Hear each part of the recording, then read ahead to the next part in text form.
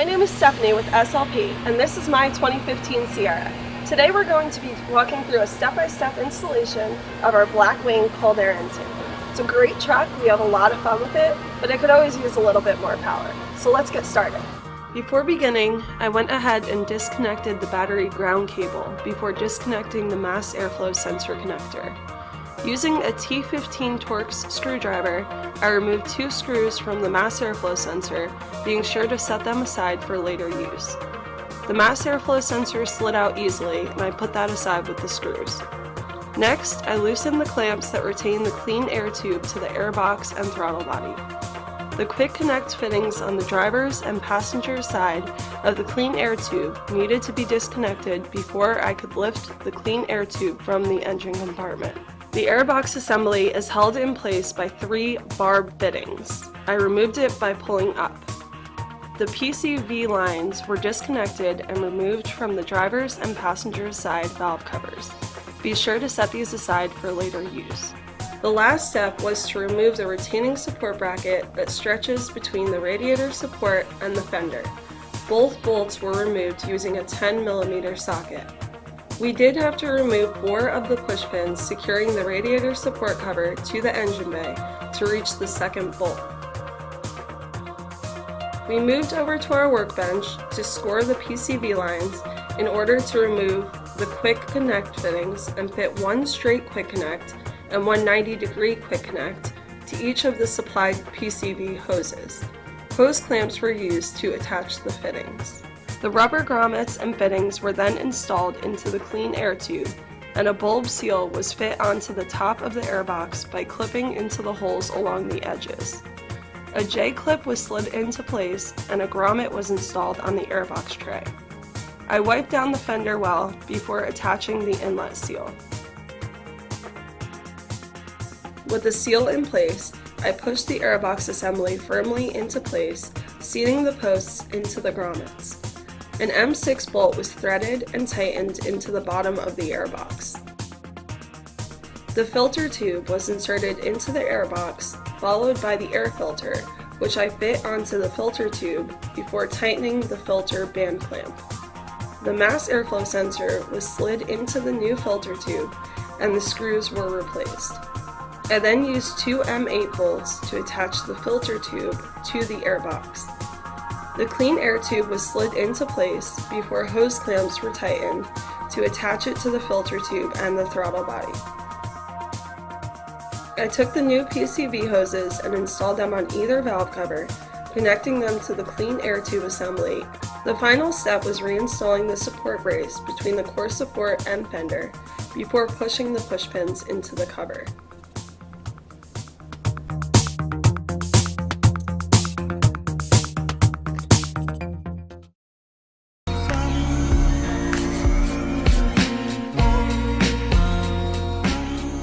Fast Automotive, and I want to introduce you to one of our latest projects.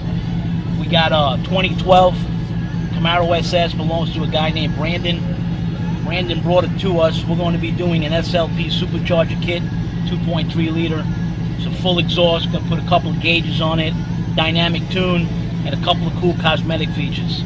Right now we're about to run a baseline dyno tune on it to see what kind of numbers it makes, and what we're going to do is going to videotape the progress of the build, and we'll keep you updated and let you know what the end result is. Stay tuned.